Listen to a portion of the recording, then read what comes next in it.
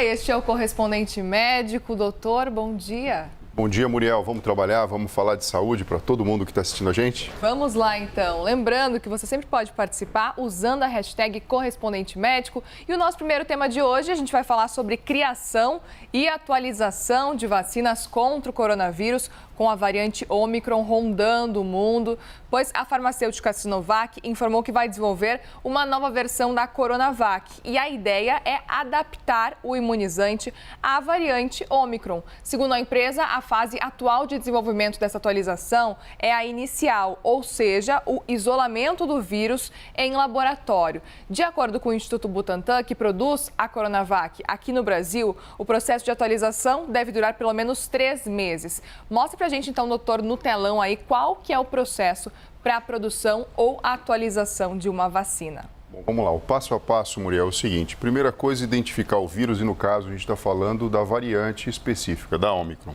A partir desse momento, então, o vírus é fragmentado no laboratório e retirado as suas partes que são consideradas necessárias para estimular o sistema imunológico. Um próximo passo, ainda em bancada, a gente está falando aqui de teste pré-clínico, os testes são realizados em animais para verificar se, de fato, a sua proposta acaba atingindo o objetivo, que é induzir o sistema imunológico a produzir anticorpos e a defesa celular. Depois dessa fase, a gente passa para a fase que a gente chama de fase clínica, na qual os seres humanos são recrutados e a pesquisa então é desenvolvida. Então inicia os testes em humanos, é feita a avaliação de segurança, então aqui a gente tem aquela fase 1, 2, 3, no qual primeiro a gente avalia se é seguro, se não tem efeito colateral que seja proibitivo. Numa segunda fase, se de fato o sistema imunológico, então, ele é estimulado, conforme o que a gente observou nos testes pré-clínicos. E numa terceira fase, numa maior escala, com mais indivíduos recrutados, podemos verificar se de fato a sua eficácia é comprovada. E a partir de então, é liberado, obviamente, da sua liberação pela Anvisa e demais órgãos, para a fabricação e para o seu uso. A gente chama isso aqui de fase 4. É lógico que, como a gente já tem toda uma existência da vacina anteriormente, algumas etapas dessas elas acabam sendo muito mais velozes, porque já existe um substrato e uma quantidade de dados acadêmicos que permite que essa velocidade seja diferente do que a gente observou no início da pandemia, a despeito da necessidade do imunizante em tempo recorde. Mesmo para a criação dos imunizantes, lá no começo da pandemia, começou aquela correria, aquela corrida atrás do imunizante, foi mais rápido do que o habitual, né, doutor? Sim, o passo a passo ele precisa ser cumprido por uma questão de biossegurança, né? Então é lógico que numa situação emergencial algumas medidas são tomadas, mas como a gente está falando de uma utilização de algo que tem uma escala muito grande, um número muito grande de pessoas, não justifica um risco, na verdade, de se mudar totalmente a forma que o conhecimento científico é realizado. E essas adaptações são mais difíceis de fazer em época de pandemia, como, por exemplo, o que a gente está vivendo, por causa do surgimento das variantes, tipo a Ômicron? O que existe é o seguinte, lógico que em saúde, em linhas gerais, sempre o que a gente busca é resultado, mas numa situação como essa que a gente vem observando, a gente quer resultado imediato. Então, assim, a margem de erro, a margem de tentativa acaba sendo muito mais pressionada do que o habitual, porque a gente precisa que as atualizações sejam feitas e que a resposta clínica seja necessária. O que eu quero dizer com isso? A gente não tem muita manobra para errar, a gente não tem muito tempo para errar, porque em tempo real o problema está na nossa frente. E essa atualização pode ser feita em qualquer vacina ou tem algum tipo de tecnologia que impede essa atualização? Olha só, se você imagina o seguinte, você desenvolve uma vacina de alta tecnologia que é muito específica para um determinado constituinte do vírus, vamos falar aí da proteína spike mesmo, e de repente essa proteína sofre mutações e se transforma num outro constituinte. Na verdade, você vai ter que desenvolver uma nova vacina, porque o seu alvo ele mudou totalmente de figura. Quando você utiliza uma tecnologia que ela é mais geral, ou seja, pega mais superfície do próprio vírus e características que nem sempre foram mutadas, você tem uma margem de manobra maior.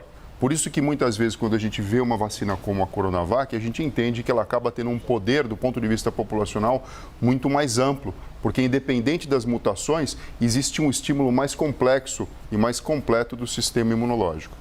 Doutor, a gente ainda fala sobre vacinas porque a gente fala agora, nesse momento, do primeiro resultado de um experimento que analisa como a variante Ômicron se comporta em pessoas vacinadas. Cientistas da África do Sul testaram 12 pessoas totalmente vacinadas com a vacina da Pfizer. As análises mostraram que a Omicron pode sim driblar a proteção, mas não totalmente. Segundo os pesquisadores, os sistemas imunológicos de quem está totalmente vacinado e ainda teve a Covid-19 consegue neutralizar a cepa. Pode ser um indício, doutor, de que as vacinas que a gente tem à disposição nesse momento podem combater a Omicron, talvez sem problemas? Sim, isso obviamente é um estudo preliminar, mas provavelmente o que a gente está vendo é o seguinte: nós temos recursos tecnológicos hoje, Muriel, biotecnológicos, para conseguir identificar a presença de variantes. Porque se a gente fizer um teste normal, a gente diagnostica o coronavírus e a gente não sabe qual cepa ele é. Por outro lado, nós temos vacinas que são capazes de estimular o sistema imunológico. O que a gente tem aqui, na verdade, é a situação que a própria enfermagem diz, né? Prever e prover. A partir do momento que eu tenho noção que surgiu uma nova variante, eu prevejo que talvez o que eu desenvolvi de imunizante não seja eficiente. Então, eu tenho que prover uma solução. Então, é mais ou menos esse dilema que a gente acaba conferindo, que os dados mostram que, na verdade, existiu aí a presença do estímulo do sistema imunológico através da vacinação e que foi capaz de proteger, pelo menos parcialmente, os indivíduos que tiveram contato com o coronavírus da cepa Omicron. A gente segue aguardando. Omicron. Perfeito, a gente segue aguardando novos estudos na expectativa sempre. Agora a gente vai para o próximo tema, porque a ciência ainda estuda também um remédio que possa ser usado no tratamento ou na prevenção do Alzheimer. E aí, nesse contexto, os pesquisadores nos Estados Unidos avaliaram um banco de dados de pacientes em todo o país para analisar qual remédio seria um candidato a tratamento eficaz contra a doença. E aí eles descobriram que o Viagra, esse mesmo comprimido usado contra a disfunção erétil e a hipertensão pulmonar, ele pode ser um medicamento promissor para prevenir ou tratar o Alzheimer.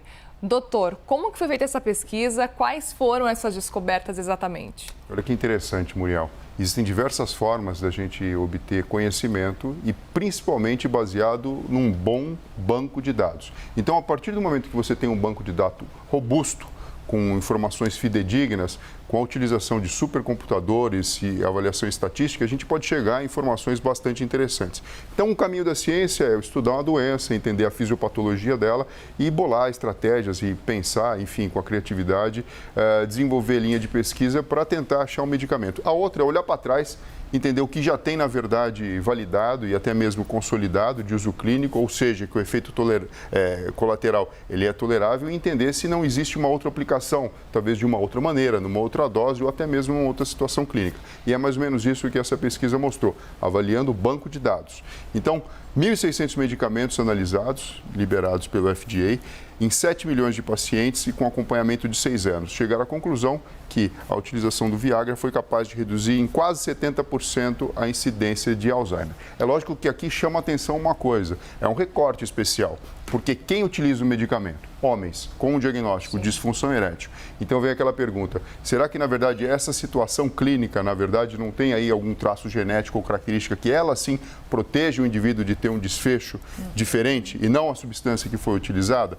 Mas independente de qualquer coisa, isso aqui abre uma linha de pensamento totalmente diferente e motiva mais pesquisas, porque talvez nesse mesmo medicamento que tem a utilização para hipertensão pulmonar e disfunção erétil, a gente tem uma forma de combater, por exemplo, o depósito de proteínas beta-amiloide que fazem parte da fisiopatologia do Alzheimer.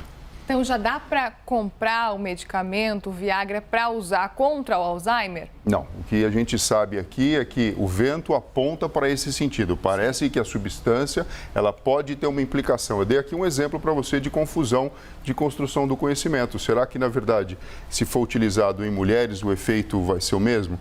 Independente disso, aqui a gente tem, na verdade, uma ideia de que existe em potencial a utilização clínica para se evitar ou até mesmo para se tratar o Alzheimer, mas mais pesquisas precisam ser feitas para se verificar se essa informação de fato ela vai ter um uso clínico consolidado.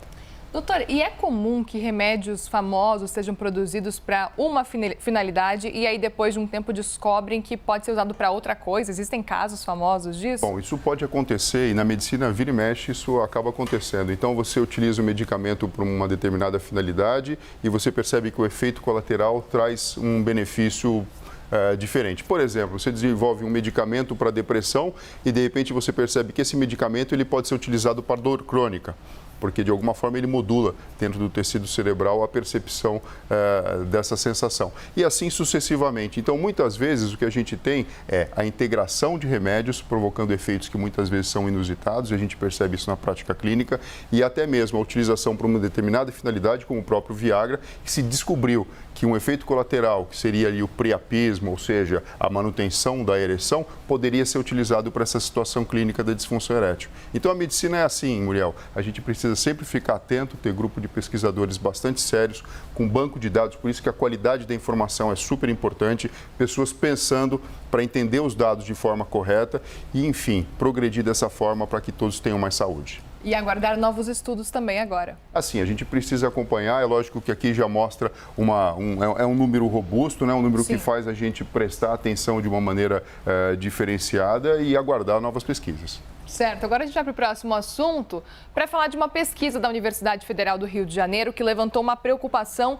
quanto à alimentação das crianças brasileiras. Essa pesquisa mostrou que 80% das crianças brasileiras entre 6 meses e 2 anos consomem alimentos ultraprocessados com frequência. Esses alimentos são aqueles feitos com 5 ou mais ingredientes, com aditivos como açúcar, como óleo, gordura ou sal, bolacha ou biscoito, refrigerante, né? A gente conversou com o pediatra Paulo Teles e ele falou por que os ultraprocessados fazem mal para as crianças. Vamos ouvir. A gente sabe os prejuízos que a gente tem dos alimentos ultraprocessados e processados para essa faixa etária, obesidade, sobrepeso, a alteração do nível nutricional, e o pior é que esses problemas vão ser levados para a fase adulta. Então, uma criança que se alimenta mal vai ser um adulto com problema cardiovascular, problemas respiratórios, gastrointestinais, uma maior taxa de câncer, e tem alguns estudos mostrando até um pior do desempenho cognitivo nessas crianças. Então, a gente precisa conscientizar os pais, precisa conscientizar os nossos políticos, porque é um problema de saúde pública. Se a gente precisa regulamentar melhor esses alimentos, a venda desses alimentos, a gente precisa controlar os alimentos que são vendidos nas escolas, no entorno das escolas e tentar trazer informação. A gente tem aqui no nosso telão já alguns resultados dessa pesquisa. O Dr. Paulo Teles já falou um pouquinho, mas por que esses resultados preocupam?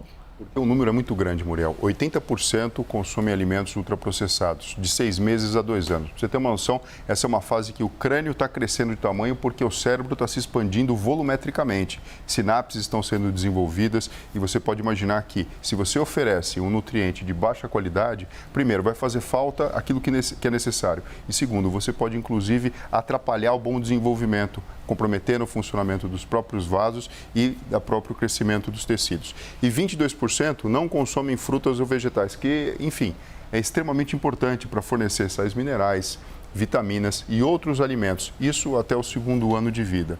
Isso chama atenção porque é aquela famosa situação em que a graça e a desgraça andam bastante perto. Alimentos ultraprocessados, em geral, são fáceis de serem armazenados. Exato. E então a tendência do indivíduo comer alguma coisa estragada, aqui eu estou falando de questões infecciosas, reduz bastante. Além do que, obviamente, os ingredientes são saborosos e acabam funcionando como um truque para o cérebro ter a preferência por eles. Mas dentro disso existe uma preocupação muito grande, porque você oferece elementos em excesso que nós sabemos que são prejudiciais para a saúde, tanto a curto prazo como a longo prazo. E ninguém quer que uma criança tenha o seu desenvolvimento aí atrapalhado por uma ingerência dessa situação. Então, nem sempre a comodidade ou a facilidade podem implicar em mais saúde lá para frente.